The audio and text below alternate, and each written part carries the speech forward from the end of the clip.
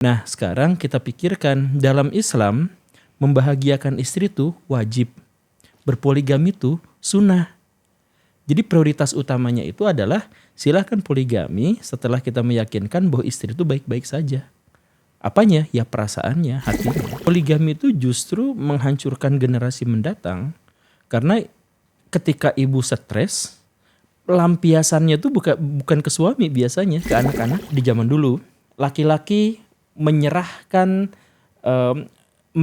cinta untuk mendapatkan seks.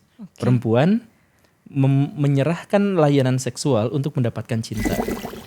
Cowok tuh maksimal banget cintanya tuh 4 tahun. Maksimal. Berarti kalau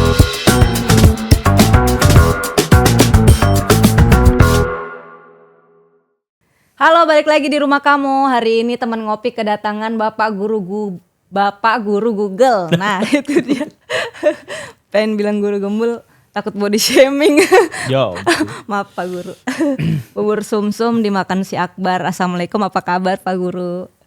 Waalaikumsalam warahmatullahi wabarakatuh. Kabarnya baik-baik. 2026 nih, baru kita ketemu lagi. Iya, kemarin libur panjang saya. Libur panjang. Berenang sama Nyi Roro Kidul. Kita mau bahas-bahas ini Pak Guru, yang lagi rame-rame itu lagi ada poligami. Emang dari dulu sebenarnya udah rame ya polemik poligami antara boleh dan tidak. Tapi sebagai perempuan kalau menolak poligami itu dosa enggak sih Pak Guru? Pertama, kalau terkait dengan masalah-masalah pribadi dan kenyamanan pribadi, hal pertama yang kita pikirkan tuh jangan dulu dosa pahala. Dosa pahala itu menyangkut sesuatu yang berhubungan dengan dunia luar gitu. Jadi bukan berarti nggak ada dosa dan pahala, cuman pertimbangan pertamanya adalah ada perempuan kemudian ditawarin mau nggak jadi istri kesekian, atau misalkan dia sudah status pernikahan, mengizinkan gak suaminya untuk melakukan poligami dan seterusnya gitu. Nah, hal pertama itu adalah pertimbangkan perasaan, apakah sakit atau tidak, apakah nanti, karena gini, prinsip poligami dalam Islam itu paling banter, paling jauh banget itu tuh sunnah. Iya, nggak wajib. Itu tuh sunnah, nggak wajib. Itu paling banter. Kebanyakan sih menganggapnya boleh atau tidak boleh, tapi boleh dalam situasi darurat. Ya kebanyakan tuh gitu. Tapi anggaplah kita ambil yang paling jauhnya itu adalah sunnah.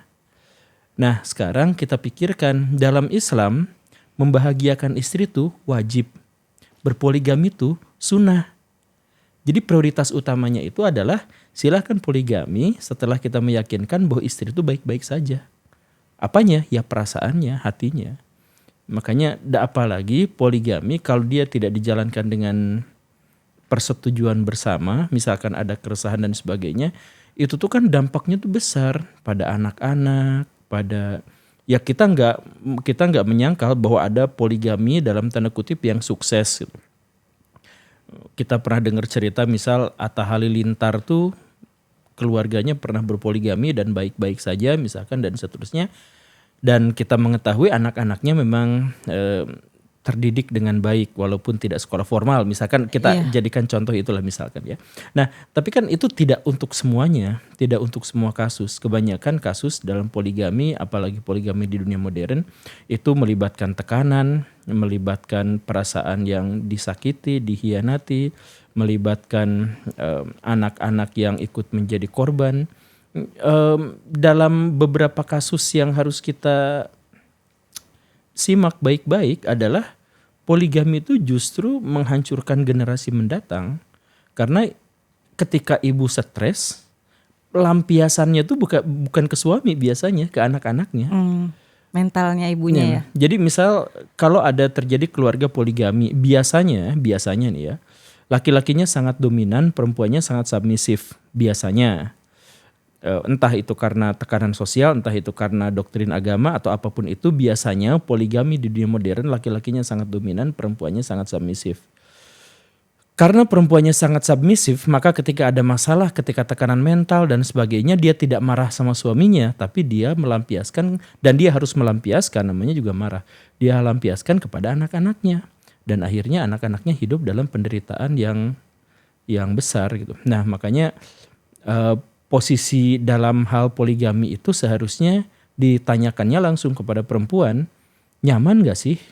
Kalau misalkan fine-fine aja, dan ada memang perempuan yang bilang fine-fine aja dan tidak akan mengorbankan apapun, ya silakan. Jadi jangan dulu pikirin soal dosa pahala, pikir perasaan aja dulu. Perasaan dulu. Tapi kan ada yang bilang, kalau nggak salah aku pernah dengar, poligami itu meskipun istri pertamanya setuju atau tidak, poligaminya tetap sah kalau ada wali, ada saksi dan segala macam. Sebenarnya hukum Islam tuh relatif rumit dalam hal sah, boleh, halal, dan seterusnya, hal-hal yang semacam itu gitu. Bahkan misalkan ada transaksi jual beli yang sah tapi tidak dianjurkan, misalkan ada yang seperti itu. Ada yang halal tapi sebaiknya jangan dilakukan. Jadi antara sah, halal dan seterusnya itu sebenarnya agak cukup rumit dalam hal ini gitu. Nah, soal perempuan perempuan kalau dengan atau tanpa izin istri pertama, poligami tetap sah. Poligami tetap sah, iya sah. Menikahnya sah. Menikahnya itu sah, bagaimanapun ya menikahnya itu sah. Yang kalau menyesuaikan rukun nikah ya tetap sah. Jadi kalau misalkan rukun itu kan masalah fikih, gitu, masalah teknis. Gitu. Tapi sebenarnya kalau berbicara tentang masalah poligami, mari kita ajak ke dalam sejarahnya. Jadi gini, Teh,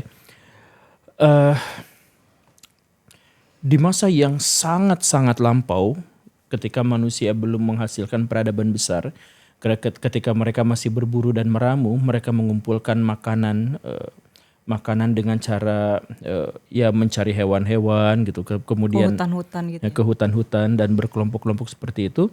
Manusia tuh relatif tidak mengenal pernikahan dengan kerigidan seperti yang kita ketahui sekarang. Jadi menikah ya menikah gitu, nggak ada aturan nanti hak warisnya bagaimana, nggak ada aturan dan sebagainya. Pada waktu itu manusia tuh belum memiliki konsep kepemilikan. Manusia tuh belum tahu apa milik siapa gitu. Karena mereka memang merasa bahwa saya hidup dari alam, saya ngambil hewan buruan, kemudian kenapa saya ngambil hewan buruan? Karena saya lebih kuat daripada hewan itu, saya berhasil menangkapnya, saya makan dia. Maka ketika ada kelompok manusia yang lain yang merebutnya dari saya, ya itu hukum alam. Itu gak ada kepemilikan. Jadi nanti dicuri juga gak apa-apa. Orang saya mencuri kehidupan dia untuk bisa mendapatkan makanan buat saya, itu kan namanya mencuri kehidupan. Nanti saya diambil makanannya sama dia, ya gak jadi masalah. Jadi pada waktu itu belum ada kepemilikan. Lalu sekitar 12.000 tahun yang lalu itu ada sebuah kejadian di mana manusia itu untuk pertama kalinya bisa bercocok tanam. Ketika manusia itu bisa bercocok tanam dan kemudian menyadari bahwa tanaman yang ada di sini tuh saya yang menanamnya.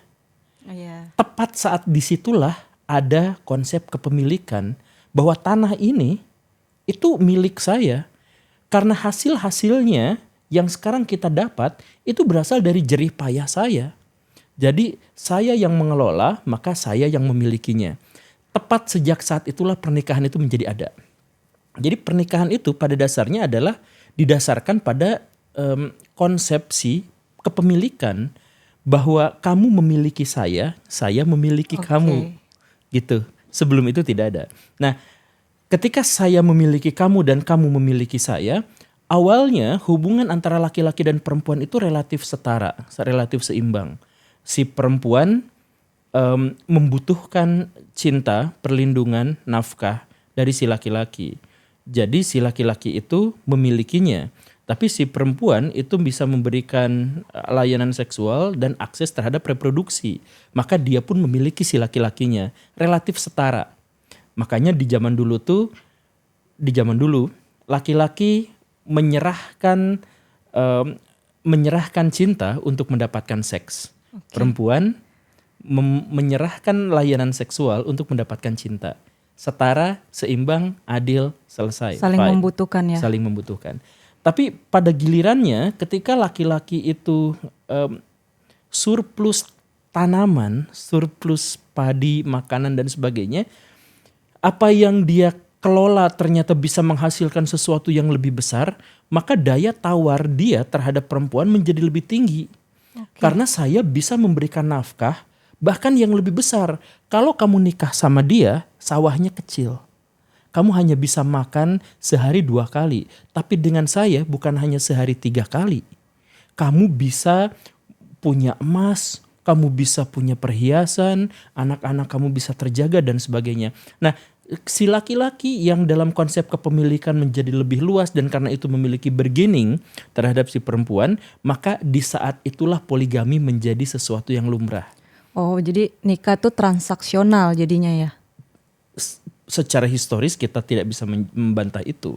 Jadi laki-laki membutuhkan perempuan, perempuan membutuhkan laki-laki, kemudian dibikin sebuah transaksi yang diberi nama pernikahan, dan ketika salah satu pihak menjadi dominan karena daya tawarnya menjadi lebih besar, maka poligami itu menjadi hal yang lumrah. Masalah tidak selesai di situ.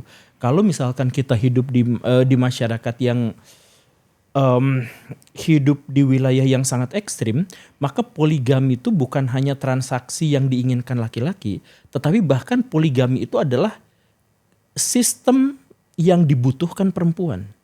Perempuan tuh sangat butuh poligami dalam kondisi masyarakat yang ekstrim. Oke. Nah, maksudnya gini, kita hidup di masyarakat Arab. Nah, ini kan nanti masuk ke dalam tradisi masyarakat Muslim. Kita masuk di masyarakat Arab. Di sana hidupnya gersang sekali. Tidak ada sumur, maksudnya tidak ada sungai, tidak ada danau, tidak ada rawa-rawa, semuanya kering kerontang. Sehingga untuk menanam juga sangat sulit. Nah, pergi kemana-mana juga sulit. Arab yang luas wilayahnya sekitar 2 juta kilometer kalau dihitung dengan kalkulasi modern, itu di zaman dulu tuh hanya punya 3 kota. 2 juta kilometer 3 kota doang gitu. Taif, Madinah, Yasrib, dan kemudian Makkah. Itu hanya di segitu saja. Nah, kalau kita bayangkan perempuan itu sepenuhnya gak bisa tinggal di situ tanpa laki-laki. Karena apa? Oke.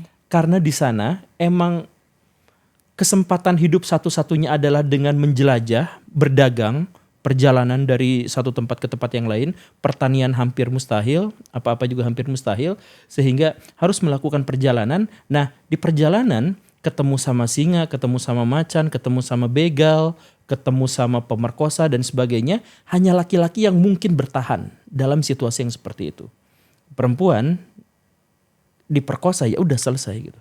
Tidak bisa. Nah, tapi di sisi lain si laki-laki emang kerjaannya berperang karena sumber dayanya sedikit dan mereka harus rebutan, mereka tiap bulan, tiap minggu harus berperang. Jadi si laki-laki itu dibutuhkan dalam peperangan, tapi perempuan dibutuhkan dalam hal populasi. Oke. Nah, jadi si perempuan harus terus-terusan bereproduksi untuk bisa mempertahankan populasi. Karena perangnya terus-terusan, bayangin aja, sumber mata air cuma satu, air Zam-Zam. Dan itu hanya cukup untuk misalkan 30.000 orang. Nah, kalau bertambah jadi 60.000 orang, mereka harus berperang satu sama lain. Nah, perang itu menjadi lumrah. Siapa yang melakukan perang? Laki-lakinya, bunuh-bunuhan, bacok-bacokan. Populasi laki-laki menyusut, tetapi masyarakat harus mempertahankan populasi itu. Maka populasi laki-laki yang menyusut yang sedikit itu harus diimbangi dengan jumlah istri yang banyak. Untuk bisa mempertahankan reproduksi yang juga banyak. Kalau perempuan jumlahnya hanya sedikit, setengahnya dari laki-laki, maka populasi yang bisa dilahirkan ya segitu kan. Tapi kalau misalkan perempuannya yang banyak dan laki-lakinya sedikit, itu populasi bisa. Nah, jadi poligami itu bukan hanya kebutuhan dari laki-laki, tapi juga kebutuhan perempuan, bahkan kebutuhan masyarakat. Tanpa poligami di Arab, populasi manusia punah. Yakin itu punah. Pada saat zaman itu. Pada saat zaman itu. Jadi makanya di zaman Nabi misalkan, yang menawarkan Nabi poligami itu perempuan. Dan lumrah pada waktu itu. Dan perempuan-perempuan tidak pernah peduli mendekati seorang laki-laki apakah dia sudah beristri atau tidak. Gak pernah peduli. Itu bukan bagian dari kriteria gitu. Kan kriteria aku sebenarnya yang sekarang itu yang setia, yang apa kayak gitu kan. Iya. Nah, di zaman dulu itu gak masuk hitungan. Dia sudah punya istri berapa tuh gak punya hitungan. Yang paling penting adalah bahwa Dia punya kabilah yang besar sehingga perempuan itu bisa mempertahankan dirinya di sana.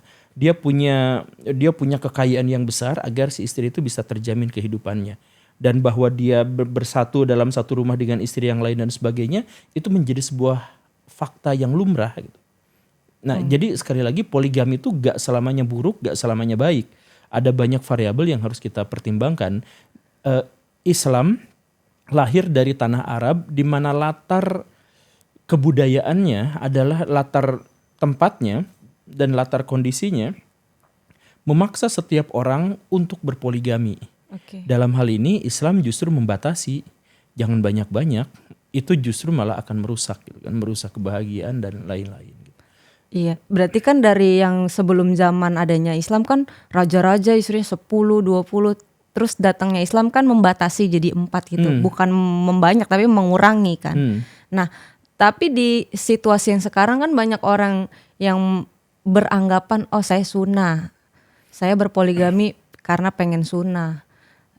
Tapi di sisi lain Nabi sendiri itu monogami sampai Sayyidah Khadijah meninggal gitu, baru menikah lagi dan berpoligami. Sebenarnya gini teh, kebanyakan kita melaksanakan hukum Islam itu bukan berdasarkan itu hukum Islam, tapi berdasarkan selera. Sama seperti teteh yang barusan yang mengeluarkan pernyataan-pernyataan yang dikaitkan dengan sisi historis dalam keberagamaan, itu kan sebenarnya adalah ungkapan rasa takut kalau seandainya saya dipoligami, atau penyesalan atau kekecewaan ketika melihat ada teman atau orang lain yang juga dipoligami. Kemudian ada ustadz-ustadz yang mengatakan sunnah itu juga sebenarnya adalah dorongan dari dirinya yang kemudian dilegitimasi dari dalil-dalil keagamaan. Makanya orang-orang yang beragama walaupun punya teks yang sama, mereka akan menafsirkan dengan cara yang berbeda karena biasanya mereka menafsirkan sesuai dengan kepentingan mereka sendiri. Ketika kita bertanya kepada orang miskin, kenapa kamu miskin? Oh, yang penting bersyukur karena ini adalah jalan untuk gampang masuk surga. Kita tanya kepada orang yang kaya, kenapa kamu kaya? Ya, dengan kaya kita bisa bersedekah lebih besar dan menyantuni fakir miskin. Jadi mereka mau kaya mau miskin, mereka bisa mengaitkannya dengan istilah-istilah dan kepentingan-kepentingan dengan konsep-konsep agama. Mereka bisa kaitkan itu, jadi semau mereka. Bahkan teroris, kenapa kamu teroris? Ya ini adalah jihad fisabilillah gitu kan. Nah, jadi landasan paling dasar sebenarnya adalah kepentingan diri yang kemudian nanti dibalut dengan dalil-dalil. Saya mau menjadi seorang, misalkan ya, kemarin ada seorang ustadz dari mana itu di Jember yang dia menggauli santriwatinya dengan cara yang itu. Ketika dia ditanya, oh ini nikah Daud. Jadi dia coba cari argumentasi, dia coba cari istilah-istilah, dia cari praktek-praktek keagamaan yang bisa disesuaikan dengan kepentingan pribadinya gitu. Nah, makanya kalau misal tadi teteh bertanya, itu kan hanya terjadi di zaman Nabi dan Nabi itu adalah monogami, dan itu ya itu juga kan sebenarnya adalah ekspresi sebagai perempuan merasakan seandainya saya dipoligami itu rasanya kayak gimana. Ini benar-benar harga diri saya itu diinjak-injak dan seterusnya gitu.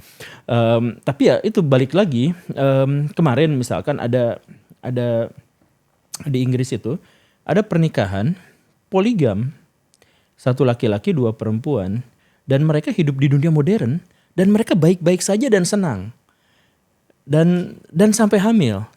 Ternyata apa? Ternyata si perempuannya itu dua-duanya adalah biseksual. Jadi yang satu itu agak kelaki-lakian, yang perempuan satunya lagi benar-benar perempuan, dan kemudian keduanya menikah dengan si laki-laki. Jadi mereka sebenarnya bukan poligami tapi poliomeri. Mereka menikahi sesama mereka 3. Jadi si perempuan biseksual menikahi laki-laki dan menikahi perempuan, ya bertiga nikahnya seperti itu. Nah, dalam konteks itu mereka nyaman, mereka fine gitu. Nah, makanya balik lagi, jangan dulu bicara soal dosa dan pahala. Ini kebanyakan dalam hal ini tuh masalah perasaan aja gitu. Atau ada lagi orang-orang Mormon gitu, atau saya di Amerika Serikat tuh ada pasangan binaragawan dan binaragawati gitu, yang mereka itu mengajak orang untuk melakukan seks party, seks bebas dan open marriage, pernikahan terbuka, tapi pakai dalil-dalil Alkitab. semuanya.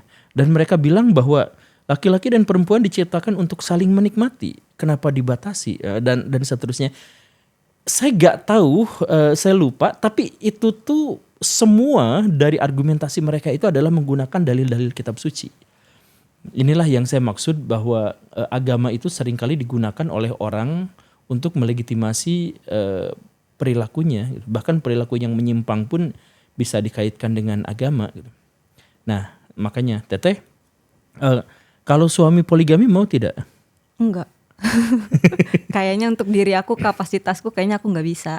Nah, dengan semua perasaan, dengan semua prasangka, dengan semua opini dan referensi yang Teteh miliki sekarang ini, ketika berbicara tentang poligami, maka Teteh akan bagaimanapun akan mencari dalil-dalil yang mematahkan bahwa poligami itu adalah baik. Karena memang dasarnya seperti, dan tidak jadi masalah. Itu silakan saja karena itu urusan perasaan. Makanya sekali lagi dalam hal ini latar dari historis, latar dari sejarah poligaminya sendiri adalah transaksi kepemilikan. Dan itu untuk masyarakat di zaman dulu sangat dibutuhkan, baik laki-laki maupun si perempuannya. Tetapi di zaman sekarang semuanya sudah berubah, maka beberapa hal terkait dengan poligami yang tidak relevan bisa kita diskusikan. Ya memang semua latar yang mendorong orang untuk melakukan poligami sekarang itu sudah tidak relevan, sudah tidak ada.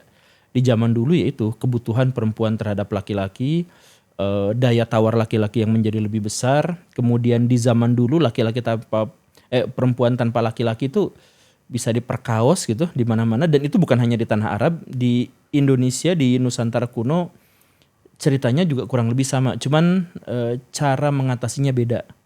Kalau gini nih, gimana cara untuk perempuan tidak diperkosa? Kalau di Timur Tengah itu kan pakai hijab.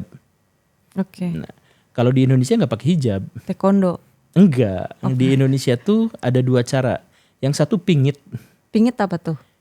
Pingit seperti yang dirasakan Ibu kita Kartini. Jadi begitu dia mengalami menstruasi dia nggak boleh keluar rumah. Oh. Jadi dikurung di dalam rumah. Jadi hijab tuh sebenarnya adalah rumah berjalan, dan itu lebih mobile buat orang-orang di zaman dulu.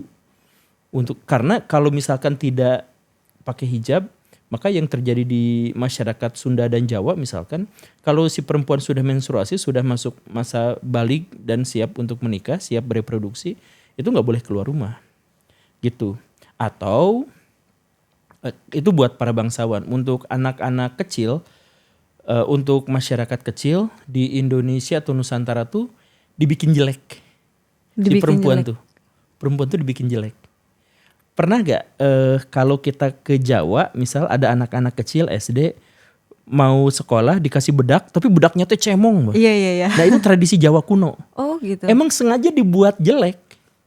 Orang zaman sekarang kenapa cemongnya jelek banget gitu. Mungkin kita gak tahu ceritanya bagaimana, tapi latarnya dulu tuh emang dibuat jelek biar tidak diperkosa. Atau tidak diambil sama bangsawan untuk dijadikan selir, diculik apa segala rupa kayak gitu. Disengaja dibikin jelek. Atau cara masyarakat Nusantara kuno untuk melindungi para perempuan adalah dengan bikin cerita hantu. Nggak boleh keluar maghrib gitu ya? Bukan, cerita hantu tuh kayak kuntilanak. Oh iya, aku pernah dengar guru ngomong ini. Iya, kuntilanak. Jadi kuntilanak itu kan pakai daster. Daster tuh baju tidur. Jadi di masa lalu itu tuh menggairahkan perempuan, ya kayak pakai lingerie zaman sekarang lah gitu. Yeah. Itu menggairahkan sekali, ya pakai daster di zaman dulu tuh. Nah, kalau dia jalan sendirian malam-malam itu pasti mengundang. Sendirian cewek pakai daster putih baju tidur kayak gitu. Ternyata kuntilanak gitu. Nah, jadi ini sebenarnya untuk perlindungan. Jadi kalau satu waktu perempuan memang harus keluar malam sendirian, sudah ada bentuk perlindungan lah. Ada jangan itu kuntilanak. Jangan deketin. Gitu. Tinggal ketawa aja. Ya tinggal ketawa kayak gitu. Kagak jadi diperkosa ya. Nah, tapi balik lagi, seberbahaya itu kehidupan untuk perempuan di masa lampau. Seberbahaya itu. Jadi ketika pada akhirnya orang-orang masyarakat Arab itu punya sistem poligami, si perempuan itu bisa berlindung. Siapa suaminya? Andai suaminya itu minggir jangan deketin dia. Itu jadi perlindungan gitu. Makanya orang besar, orang kuat, istrinya banyak, bukan hanya gara-gara dia yang menginginkannya, tapi si perempuan sangat membutuhkan perlindungan karena nama besar dari orang itu. Gitu. Jadi ya sekali lagi kita harus adil dalam hal poligami, melihat bahwa ini adalah realitas sosial yang tidak harus kita benci prakteknya, tidak juga harus kita jadikan alat legitimasi untuk memperhalus hawa nafsu kita gitu. Tergantung variabelnya, tergantung latarnya. Di Indonesia di zaman sekarang ya kita tidak membutuhkan poligami di Indonesia di zaman sekarang secara umum. Tetapi bahwa ada kasus-kasus tertentu, rumah tangga tertentu, orang-orang tertentu yang mungkin menjadikan poligami sebagai solusi, itu tidak bisa kita hakimi juga. Iya, tapi nggak apa-apa juga kalau mau poligami, tidak perlu pakai dalil agama juga. Maksudnya kalau misalkan pakai dalil agama, aku poligami karena sunat, tapi sholat subuhnya masih jam 10 gitu. Itu kan seharusnya hal-hal yang nggak usah dipakai. Udah bilang aja kalau aku poligami karena aku kurang puas dengan satu istri gitu, kan lebih Iya. terbuka. Saya pernah berdiskusi dengan seseorang gini nih. Dia tuh menyarankan kita tuh harus menjalankan syariat Islam termasuk dalam ekonomi Islam gitu ya. Anti riba. Kemudian dia referensinya itu adalah Saudi Arabia. Pakai ini kan maju gitu. Saya bilang Saudi Arabia itu tidak menjalankan syariat Islam dalam hal ekonomi. Kalau mereka menjalankan syariah Islam dalam ekonomi, maka mereka tidak mungkin menggunakan 80% sumber APBD-nya itu dari minyak. Minyak itu kan merusak lingkungan, global warming, bikin masalah di mana-mana, dan itu haram dalam Islam karena itu merusak lingkungan hidup. Kalau mereka benar-benar menggunakan ekonomi syariah Islam, ekonomi Islam yang sesungguhnya, maka mereka sejak awal itu sudah menjadi pionir dari energi terbarukan, tidak lagi pakai minyak. Kalau memang benar-benar syariat Islam. Nah, tapi kenapa Saudi mengklaim bahwa mereka menjalankan syariat Islam? Ya untuk menutupi bahwa sistem ekonomi mereka itu sebenarnya didasarkan pada ekonomi kotor, yaitu minyak. Nah, balik lagi agama dalam hal ini digunakan untuk menutup kejahatan. Menutup. Coba kalau misalkan sekarang keluar fatwa Saudi Arabia bahwa minyak bumi itu haram menurut Quran. Minyak bumi itu haram karena dia merusak lingkungan. Jadi yuk kita gunakan hanya karena darurat, tapi kita upayakan untuk menciptakan teknologi baru ramah lingkungan. Mungkin sejak dulu negara Arab Saudi maju. Tapi karena mereka tidak mau menjalankan Islam, kecuali hanya menjalankan syariat Islam sesuai dengan seleranya saja, maka mereka tertinggal sampai sekarang dalam teknologi walaupun mereka kaya raya dalam duit. Tapi yang gitu-gitu nggak apa-apa ya Pak Guru? Maksudnya mengambil syariat untuk yang penting sesuai sama kita gitu. Kepentingan kita gitu. Dalam hal gini nih, saya punya hobi beribadah yang itu tuh cocok dengan saya. Nah itu tuh boleh.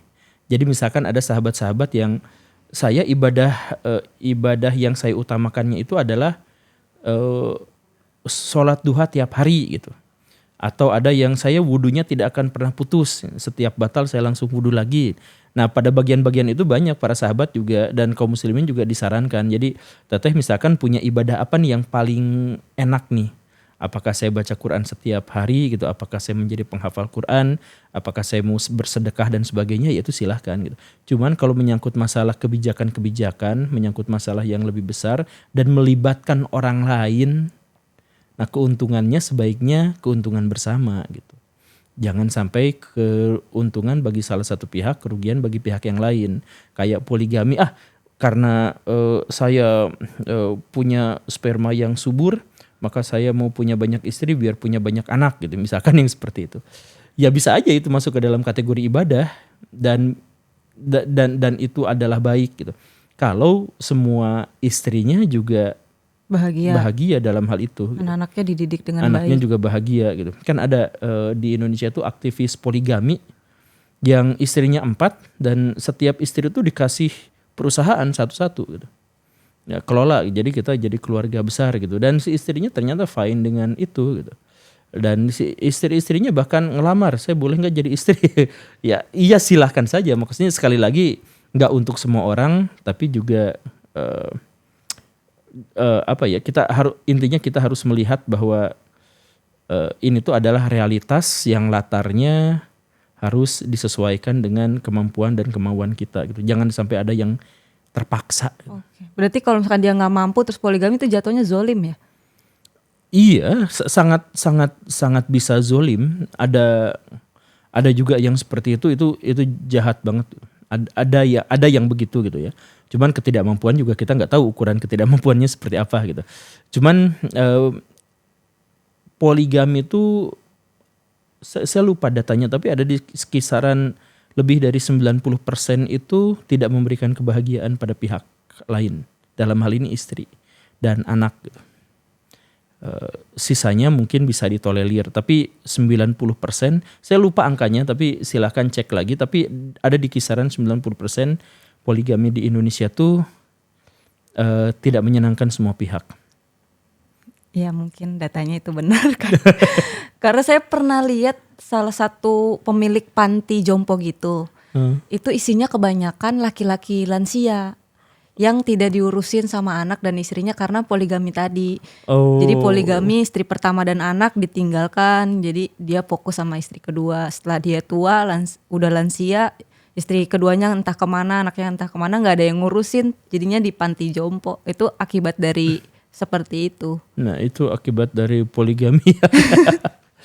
Iya, ya, kasus-kasus seperti itu saya bahkan saya juga bertemu dengan orang anak yang nasibnya seperti itu gitu.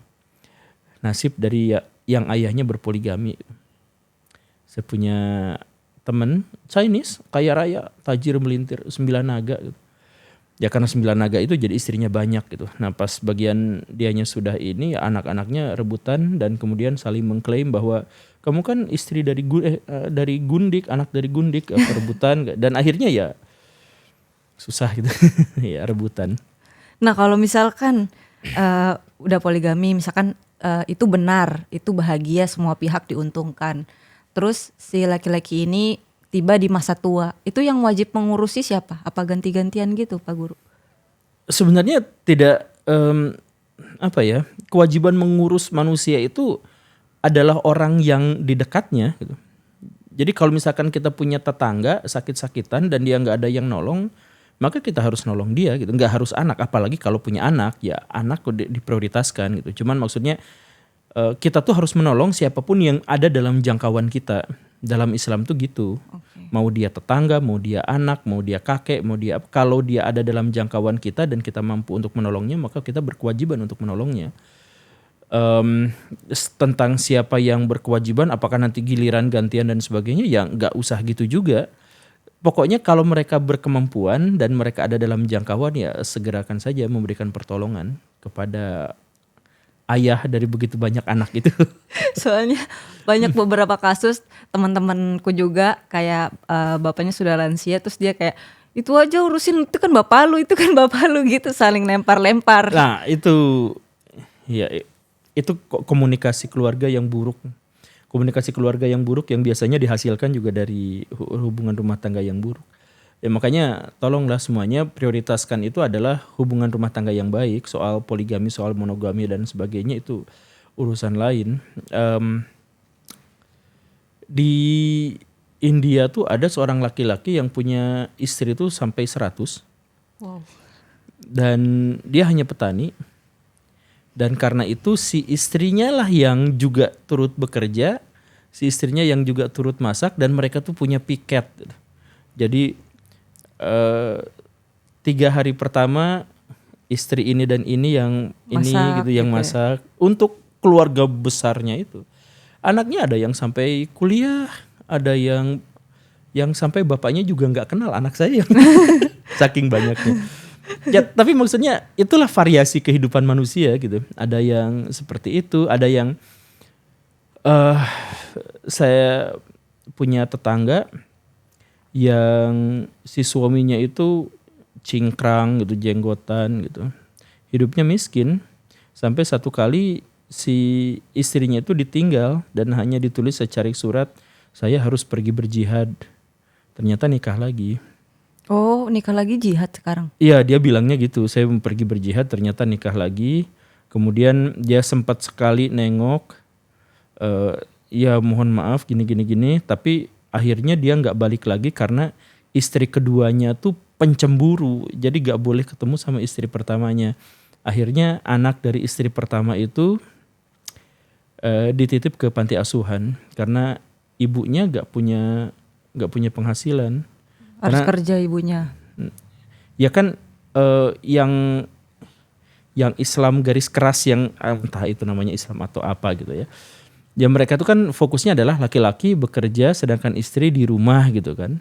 Nah ketika si suaminya itu pergi berjihad itu si istrinya kan nggak punya penghasilan dan nggak punya apa-apa gitu. Akhirnya si anak tuh ya disimpan di panti asuhan. Si ibunya jualan basreng di rumahnya, nggak keluar rumah juga, hanya nempelin tulisan jual basreng gitu. Ada yang mau beli syukur enggak juga nggak apa-apa ya, cuman gitu doang. Nah itu cukup menyedihkan. Saya kenal anaknya gitu dan saya kenal panti asuhannya. Pemilik panti asuhannya juga sampai kesal dan nolak si anak itu. Kembalikan aja ke ayahnya, yang paling berhak itu ayahnya. Lah ini bingung, ayahnya nggak mau kesini lagi karena jihad itu. Itu kasus-kasus poligami. Gimana kalau kasus-kasus yang bercerai, Pak Guru? Apakah si ibu ini misalkan bercerai, anaknya ikut ibu, bapaknya menikah lagi misalnya.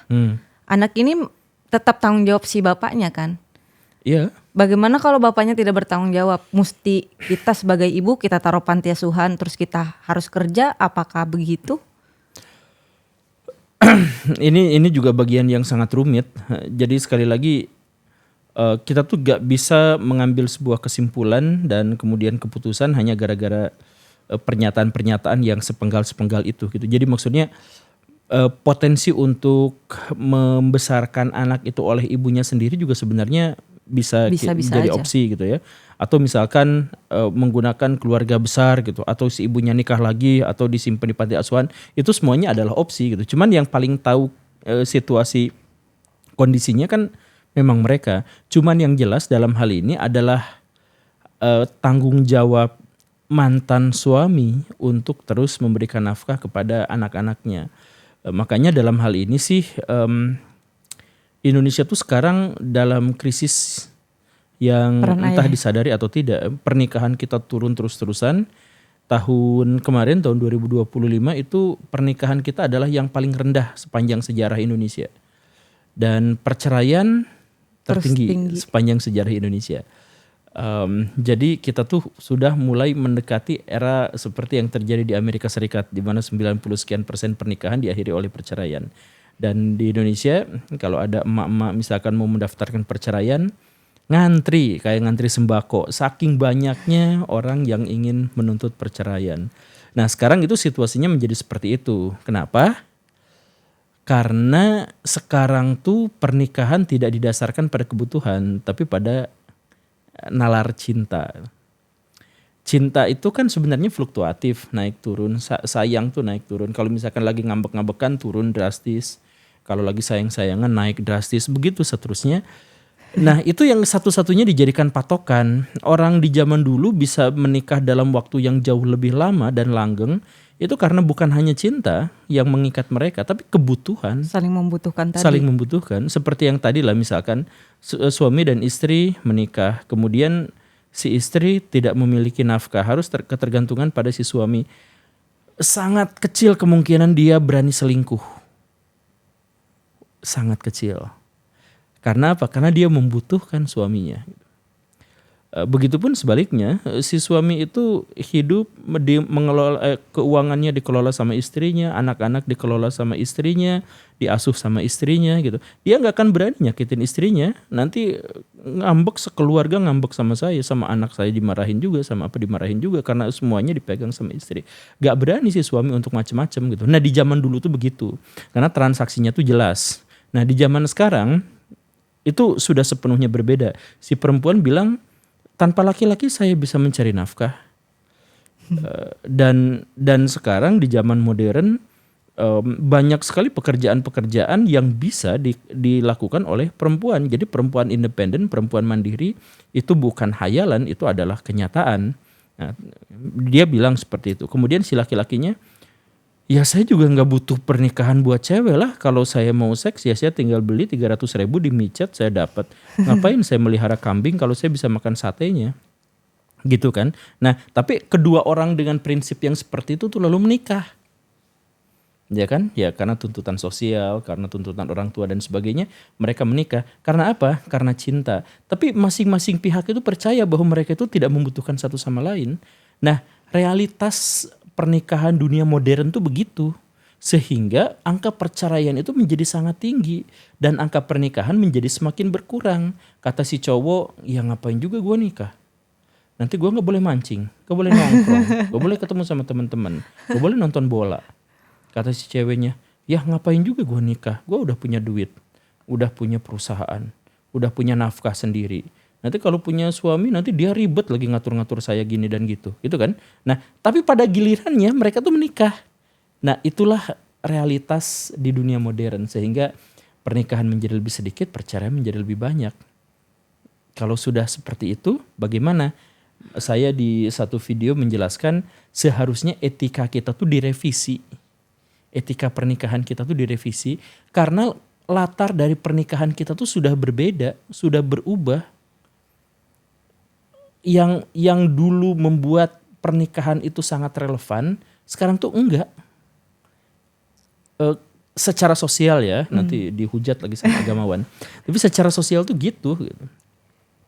Coba Teteh sekarang alasan menikah selain karena takut digunjingin dan selain sama orang tua yang nyuruh gitu. Sebenarnya alasan nikah itu apa gitu? Cinta tadi. Nah, cinta yang fluktuatif itu kan. Begitu fluktuatif. Naik turun, kadang hilang, kadang tumbuh. Iya. Nah, itu dijadikan sandaran dalam pernikahan, dalam sistem yang formal, lembaga yang formal. Rentan sekali. Jadi harusnya nikah karena saling membutuhkan. Awalnya pernikahan itu memang saling membutuhkan dan kebutuhan itu juga sebenarnya terpantau dari selera kita terhadap lawan jenis. Ini pernah dipaparkan misalkan begini ya. Kenapa perempuan suka sama laki-laki berbahu lebar, six pack dan tidak gendut misalkan yang seperti itu misalkan. Kenapa ngelirik sih? Misalkan begitu ya. Ya karena sebenarnya lengan yang kekar, kaki yang kekar, perut yang six pack itu sebenarnya adalah simbol dari kerja keras. Jadi perempuan sebenarnya menginginkan laki-laki yang bekerja keras dan bisa menafkahinya. Dan itu tersimbolisasi secara visual dengan tampilan fisik yang begitu. Nah dan itu berarti apa? Berarti perempuan membutuhkan laki-laki yang seperti itu, baru tapi dia terjemahkan sebagai saya menyukai, selera saya adalah cowok yang gini. Padahal itu bukan selera dia cowok yang gini, seleranya itu kebutuhan atas nafkah dan kebutuhan atas perlindungan. Begitupun cowok, gue seneng cewek tuh sama yang bodinya tuh gitar, pasar toge lah. Mungkin seperti itu kan. Nah sebenarnya dia gak butuh itu. Dia tuh butuh terhadap perempuan yang bisa bereproduksi dengan mudah dan baik. Nah perempuan yang bisa bereproduksi dengan baik artinya apa? Melahirkannya dengan mudah, berarti panggulnya harus lebar. Kemudian dia merawat anaknya, menyusui dengan baik, berarti si payudaranya misalkan harus besar gitu. Nah ini kan simbol-simbol visual yang berarti si laki-laki itu membutuhkan perempuan yang bisa bereproduksi dengan baik. Nah, jadi kebutuhan laki-laki terhadap perempuan dan kebutuhan perempuan terhadap laki-laki dipahami oleh kita, selera kita, kesukaan kita adalah cewek yang gini, cowok yang gitu. Padahal itu sebenarnya adalah tafsiran atas kebutuhan kita. Nah, makanya pernikahan itu harusnya didasarkan pada kebutuhan.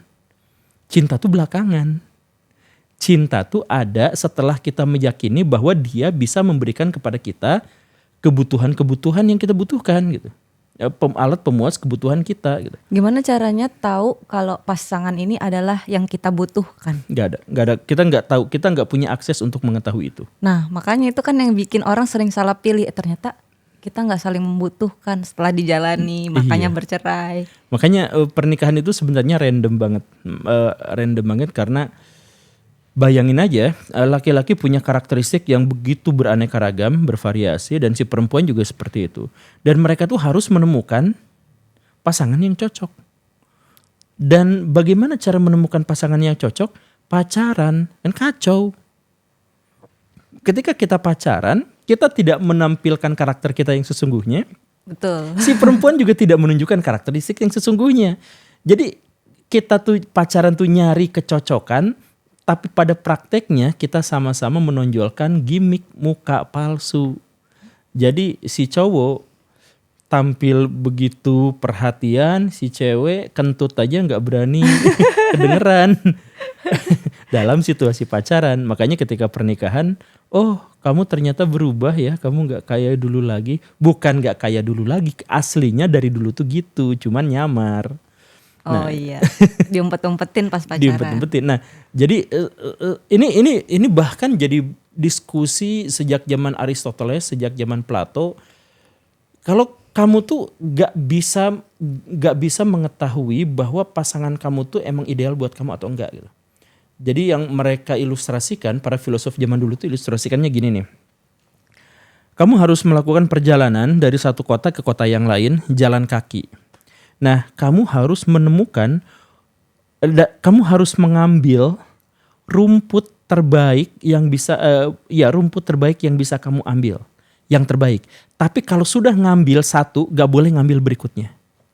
Nah, cinta tuh kayak gitu, pernikahan tuh kayak gitu. Jadi pas kita jalan, ini yang terbaik bukan ya? Ambil Kita nggak tahu di depan punya jauh yang lebih bagus tuh kita nggak tahu. Gitu. Atau kita, ini bukan yang terbagus, kita simpen aja. Bisa aja sampai ujung kita nggak nemu. Dan kita tuh nggak tahu gitu. Nah, menemukan pasangan yang ideal tuh kayak gitu. Kita tuh nggak tahu apakah saya menemukan dengan Akang ini yang pakai headset. Kita tuh nggak tahu apakah dia tuh emang suami yang bagus atau nggak pernah tahu kan. Gimana cara mengetahuinya? Oh, dia rajin menabung, oh dia apa. Ada seorang tokoh terkemuka perempuan di Indonesia yang cukup mandiri, dia adalah pejabat publik dan sebagainya. Dia bilang dulu suaminya tuh adalah suami yang lempeng-lempeng aja, nggak pernah belok ke sana ke sini, dia lurus aja. Tapi ketika dia menikah, baru sadar bahwa pernikahannya itu begitu luar biasa gitu, begitu si laki-lakinya tuh ternyata gak seperti yang dia bayangkan sebelumnya. Ternyata fantasinya tuh luar biasa kesana kemari gitu. Nah, apakah itu salah perempuan? Aku ternyata melakukan kesalahan, aku salah dalam menilai. Enggak. Sebenarnya bukan salah dalam menilai, sebenarnya ini keberuntungan sepenuhnya. Jadi gimana dong kita? Ya saran saya sih kalau misalkan kita ada dalam situasi yang seperti itu, kedepankan rasio, jangan kedepankan perasaan. Karena perasaan itu kan sebenarnya hawa nafsu kan. Feromon masuk ke dalam hidung, kena oksitosin, ada dopamin, nyala semuanya di sini dan seterusnya, yang akhirnya kita tertarik pada orang itu gitu. Padahal sebenarnya nggak cocok, cuman karena dorongan biologis kayak pacaran gitu kan. Ya dorongan biologis, kita udah terlalu deket, kita pegang-pegangan tangan, kita melakukan bahkan hal yang lebih dari itu gitu. Nah itu kan udah itu si otak itu terkacak-kacak sama hormon masing-masing kan yang tuker-tukeran yang kayak gitu. Nah rasio kita, logika kita itu jatuh di situ. Makanya kalau mau pasangan ya pikirkan apakah dia adalah orang yang baik atau enggak. Walaupun sekali lagi ya tetap random sih, tetap membutuhkan keberuntungan yang besar. Tapi setidaknya kita tuh harus memilih berdasarkan rasio, logika, bukan berdasarkan pada perasaan, apalagi paksaan, apalagi dalil agama. Berarti pentingnya mengenal pasangan itu kayak transparansi aja, kayak kalau kita udah kenal ya udah kentut sembarangan kan sembarangan aja gitu nggak sih Pak Guru? Tidak menutupi, tidak memakai topeng. Gue aslinya begini loh gitu. Ya, dan ada data yang cukup mengejutkan di mana pasangan yang menikah karena dijodohkan itu jauh lebih stabil pernikahannya dan lebih susah bercerai daripada hasil dari pacaran. Daripada hasil yang sama-sama suka. Iya. Karena itu hasil sama-sama suka itu sama-sama ngibul. Iya. Kalau dijodohin nggak ada yang ditutupin ya. Kalau dijodohin kita tuh surprise gitu, surprise dan kita membutuhkan waktu. biasanya pasangan suami istri itu butuh penyesuaian diri itu 6 tahun. Makanya itu rentan, biasanya kalau sudah tembus 6 tahun potensi perceraian itu menjadi lebih sedikit biasanya gitu ya. Tetapi kalau misalkan masyarakatnya terlalu modern kayak di Jepang itu gak ngaruh gitu. Tapi maksud saya kita tuh butuh penyesuaian yang lama. Nah, lucunya penyesuaian itulah justru yang membuat rasa cinta kita tuh lebih besar dan menggebu-gebu. Oh iya. Iya, karena ketika penyesuaian itu kita tuh gini nih, kita tuh kayak lagi main game dan kita antusias main game tuh kalau belum selesai. Kalau udah namatin tuh udah gak ada tantangan lagi gitu. Jadi tantangan yang besar justru malah membuat kita tuh bertahan gitu. Kayak gitu. Nah, makanya 6 tahun atau 6 bulan pertama, 6 bulan pertama itu ringkih banget. Tapi biasanya bertahan karena baru 6 bulan. 6 tahun pertama, kemudian itu juga butuh penyesuaian dan setelah itu biasanya lebih stabil. Tapi setelah lebih stabil juga komunikasinya harus jalan.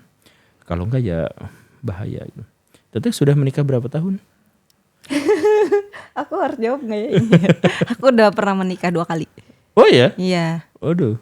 Oh, bercerai. terlalu pribadi itu ya. Aku salah satu yang ikut andil angka perceraian tinggi di Indonesia. Mungkin terlalu mandiri ya. Enggak terlalu mandiri, sebenarnya kita saling membutuhkan, cuman ada hal-hal yang kayaknya aku gak bisa kalau begini. Karena yang pertama itu karena poligami. Jadi aku mau milih mundur gitu karena nggak bisa nih kayaknya gitu. Yang kedua itu ada KDRT gitu Pak Guru. Jadi gue nggak bisa. Mukulin dia. Kebalik. Ini terlalu pribadi ya. Ya maaf. Nggak apa-apa. Jadi tapi udah punya anak dari suami itu. Tapi dua-duanya di aku, makanya aku banyak nanya tentang poligami, tentang anak gitu loh Pak Guru. Oh, kalau tahu latarnya seperti itu saya akan menjawab dengan jawaban yang berbeda. Karena nggak bisa dipungkiri di Indonesia ini suami cerai sama istri, dia cerai juga dengan anak Pak Guru. Iya. Kita tuh salah satu fatherless paling besar ya di dunia. Suami-suami paling nggak care, nggak peduli sama anak-anak. Kita tuh salah satu yang paling besar. Sehingga anak-anak broken home ini takut menikah. Jadi gue takut kayak sama bapak gue gitu. Itu pengalaman pribadi juga? Pengalaman pribadi juga. Ya ampun. Iya gitu. Jadi gimana ya caranya supaya anak-anak nih pernikahan tuh nggak semenyeramkan itu gitu. Ada kejadian yang lucu yang menimpa selebriti besar dunia. Eminem. Kenapa? Kejadian apa? Dia broken home. Bapaknya entah kemana, ibunya pemabuk. Dan karena pemabuk dia kerjanya harus pindah-pindah karena dipecat. Pindah lagi. Jadi Eminem kecil tuh gak punya teman. Hidupnya sendirian sama ibunya doang yang pemabuk dan kasar banget. Ketika dia menjelang dewasa, dia gabung sama berandalan, anak-anak nakal.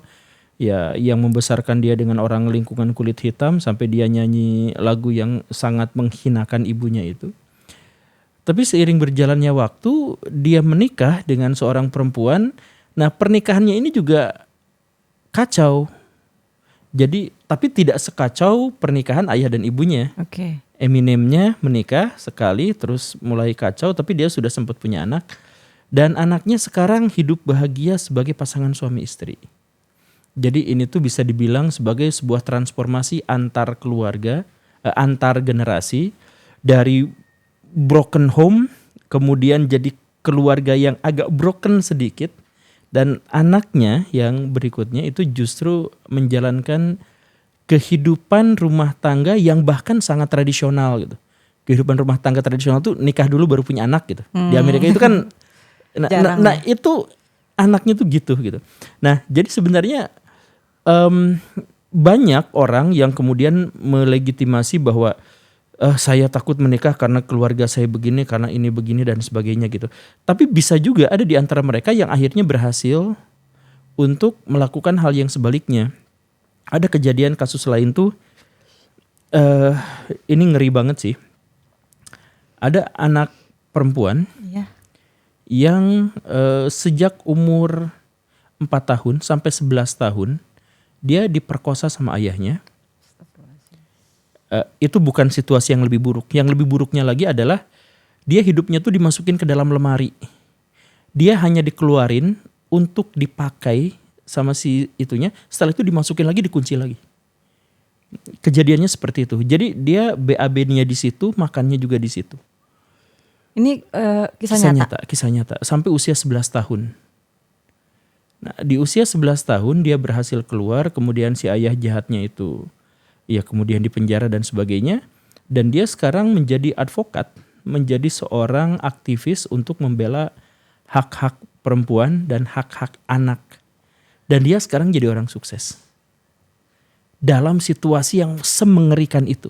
Jadi maksud saya adalah kalau ada di antara kita yang membenarkan atau mencari pembenaran bahwa saya nggak mau nikah karena orang tua saya gini, saya nggak mau menderita kalau gini. Iya, tapi ada yang melakukan hal yang sebaliknya gitu. Dia berhasil, justru dia melihat kejadian buruk itu dan dia bertekad bahwa dirinya dan orang lain tidak boleh menjadi seperti itu karena rasa sakitnya tuh luar biasa. Karena itulah maka dia melawan, membangun sistem baru, menjadi seorang aktivis yang berkampanye ke sana ke sini untuk memberikan pendampingan dan kebaikan buat anak-anak dan buat perempuan. Saya pernah bikin sebuah video, saya jelaskan begini.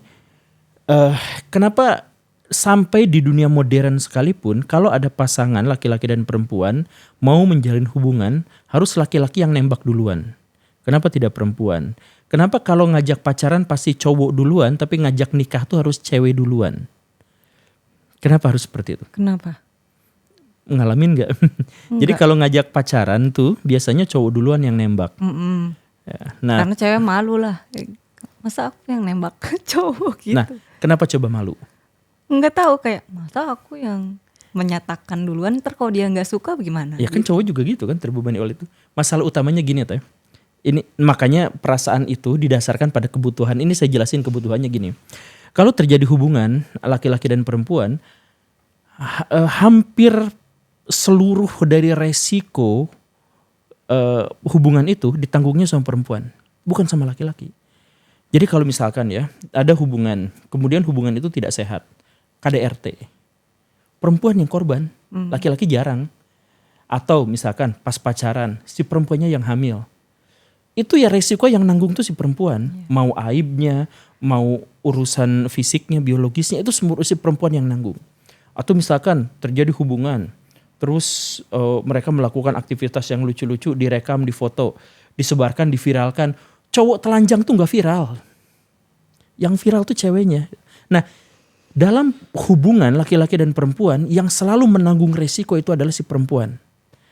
Karena itulah maka si perempuan itu mengeluarkan mekanisme pertahanan diri di mana dia hanya mau mencintai setelah dia yakin dicintai.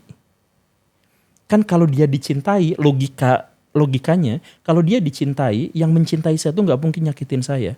Gak mungkin nempelengin saya. Makanya saya akan mencintai siapapun kalau dia terbukti mencintai saya. Nah makanya kenapa harus cowok yang nembak duluan? Si cewek itu harus buktikan cinta kamu ke saya, baru saya bales. Saya gak mau mencintai laki-laki yang gak mencintai saya. Karena resiko dari dari hubungan hubungan laki-laki dan perempuan ditanggungnya sama perempuan. Gitu kan? Itu kayak tertanam di bawah sadar sendiri ya? Alam bawah sadar, makanya pas Teteh mengalami hal itu, Teteh gak tahu kenapa begitu. Saya juga gak tahu kenapa begitu, tapi kan gini. Nah, tapi dasarnya adalah karena Teteh tuh harus meyakinkan kepada diri dan kepada diri sendiri bahwa yang deketin saya tuh adalah orang yang mencintai saya. Maka buktikan, kamu nyatain effortnya mana, tunjukin keseriusan kamu. Semua itu kalau sudah nunjukin keseriusan, sudah nunjukin ini tuh baru oke, saya percaya. Ayo kita menjalin hubungan yang lebih jauh, kan begitu kan? Iya betul. Iya banget lagi. Iya nah. Ya jadi dan itu tuh harus dipertahankan sampai sekarang, itu relevan. Karena relevan, beda sama poligami yang tadi, karena itu relevan maka sampai sekarang si perempuan juga nunggu untuk ditembak. Nah cuman pada umumnya setelah terjadi pacaran yang begitu lama, biasanya si ceweknya yang nagih, kamu kapan ngajak aku nikah? biasanya. Dan si laki-lakinya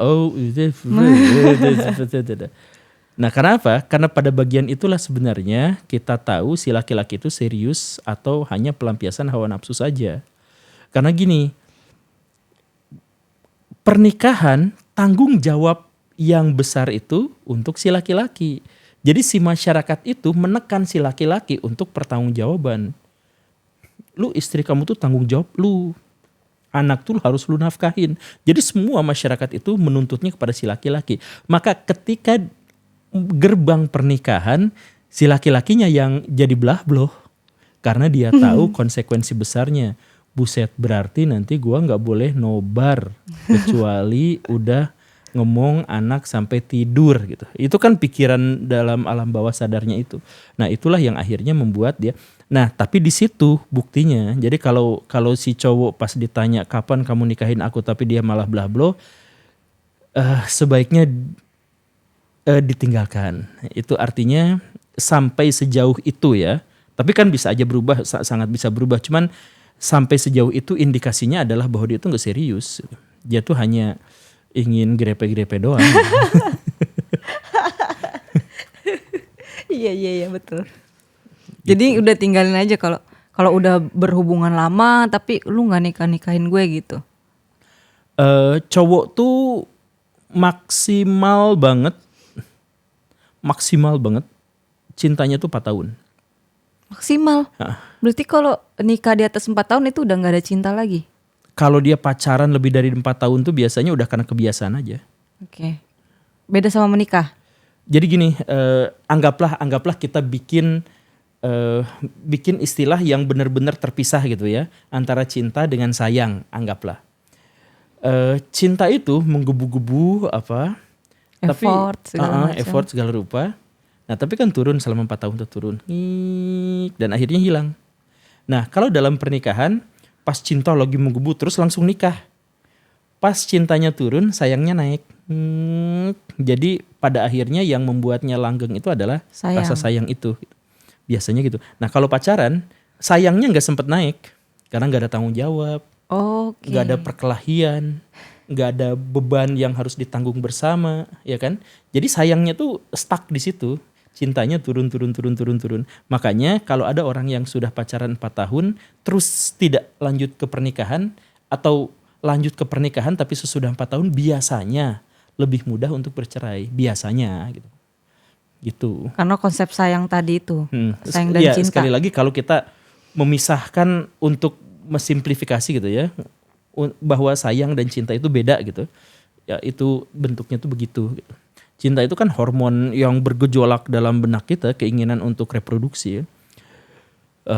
Jadi hormon-hormon untuk segera melampiaskan hasrat dan ya gitu-gitulah. Itu apa ya? Diri manusia itu sebenarnya dijajah oleh sesuatu yang tidak kita ketahui. Diri kita tuh dijajah misalkan ada laki-laki melihat ada perempuan seksi banget di depan, dia tahu persis bahwa kalau dia grepein si cewek itu pasti dihukum, pasti akan dihujat.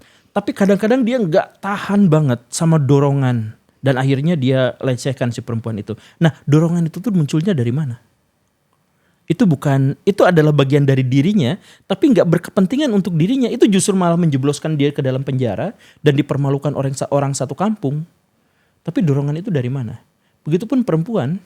Perempuan itu ketika dia proses reproduksi dan melahirkan, sakitnya kayak gimana, effortnya kayak gimana, badan udah rusak segala rupa atas bawah, kadang-kadang juga kena baby blues. Tapi kenapa ada perempuan yang tetap menginginkan punya anak gitu? Ada dorongan di luar tubuh kita, di dalam tubuh kita tapi itu bukan bagian dari kita, yang membuat kita terpaksa untuk melakukan reproduksi itu.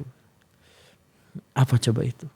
Tapi itu bukan kita kan, maksudnya ya kayak tadi nih, sebagai cowok gitu, lihat cewek cantik pengen megang, pengen lecehin gitu, itu gak tertahan. Dia tuh dengan seluruh logikanya tahu bahwa kalau melakukan itu bakal gini gitu, tapi dia yang tidak tahan terhadap dorongan itu tetap aja melakukannya. Dorongan dari mana itu? Ya, diri kita itu gak pernah diri sendirian. Kita tuh terdiri dari banyak sekali elemen yang di luar kesadaran kita ada kesadaran-kesadaran yang lain. Ya, makanya harus berhati-hati untuk bisa mengendalikan itu. Salah kita dalam mengambil keputusan, salah kita dalam memanjakan keinginan kita, itu bisa menghancurkan kehidupan. Ya tapi saya tidak usah cerita banyak karena mungkin tidak mengalami yang itu. Cuman maksudnya balik lagi, pengetahuan atas hubungan dan kesadaran kita atas cinta dan sebagainya itu sangat urgen untuk kita miliki hari ini di dunia modern. Karena dengan itulah kita bisa menjaga diri dan keluarga kita dengan sebaik-baiknya. Tetap diutamakan kenyamanan diri sendiri dulu ya Pak Guru. Agama, percayalah ya, agama yang benar itu yang mementingkan setiap individu tuh nyaman, enak, bahagia, selamat dunia dan akhirat. Jadi kalau misalkan kita pilih kenyamanan dulu atau agama dulu, agama justru yang mendorong kita untuk hidup nyaman. Seluruh perintah dan larangan dalam agama itu membuat kita tuh selamat dunia akhirat, membuat kita tuh merasakan kenyamanan yang luar biasa. Jadi kalau ada pertentangan di situ, entah mungkin karena kita kelainan atau kita mungkin salah dalam beragama. Terima kasih banyak Guru Gembul, banyak banget masukan yang tadi kita dapat. Semoga nyampe juga ke teman-teman semua yang nanya gimana ya ini Sejam gimana dong. ya. Terima kasih banyak Pak Guru Gembul, semoga sehat-sehat terus. Amin, amin, makasih.